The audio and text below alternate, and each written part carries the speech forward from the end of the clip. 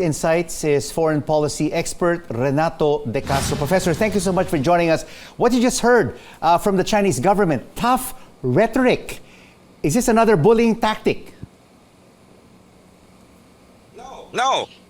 It seems that China is treating us like a province. Telling us these things. We are sovereignty. Why should China treat us this way? Raising the issue of those EDCA sites, they are within Philippine territory. That's none of China's business.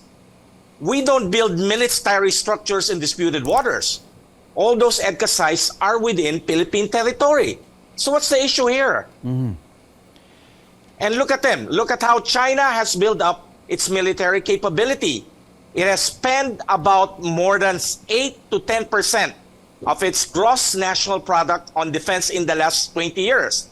It had built up the second largest navy in the world. The largest navy in the world in terms of number. It has militarized several islands in the South China Sea, 4 of them inside our exclusive economic zone. And of course, basically ignored arbitral ruling. So, it's EDCA, the allowance of EDCA is simply our reaction to the uncertainty generated by Chinese action in the South China Sea and also near Taiwan. And to include, Professor, our beloved 150,000 OFWs in the statement shows that they don't really care. These are threats. No, they're using it as hostage. That, if China would use force, and emphasizing the fact that China would use force, and they know for a fact they'll put our workers on harm's way. No responsible great power should basically use a group of people as its hostage.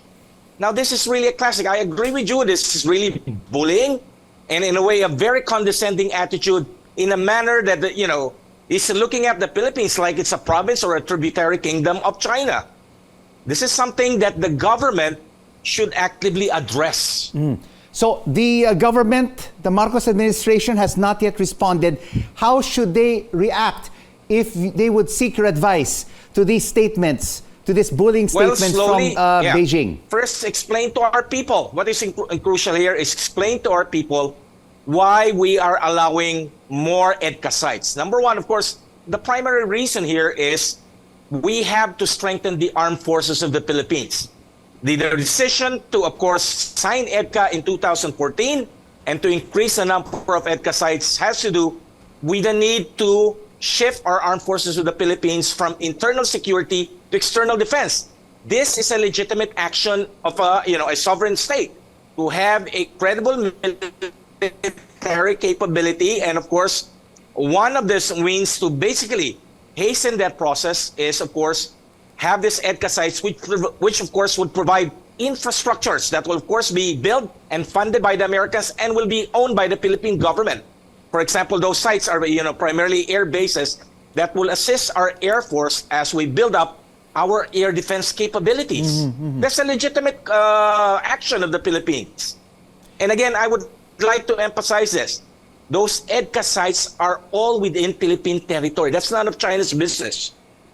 Whereas China, of course, has built 7 artificial islands, militarized those islands, and 4 of those islands are inside our exclusive economic zone. The People's Liberation Army's Navy and, of course, the Chinese Coast Guard are operating freely in our exclusive economic zone. So Professor, it seems that the Chinese, with this tough rhetoric, don't seem to believe President Marcos Jr. when he said that the addition of these 4 new EDCA sites should not worry China because he would not allow the bases to be used by U.S. troops for launching offensive attacks.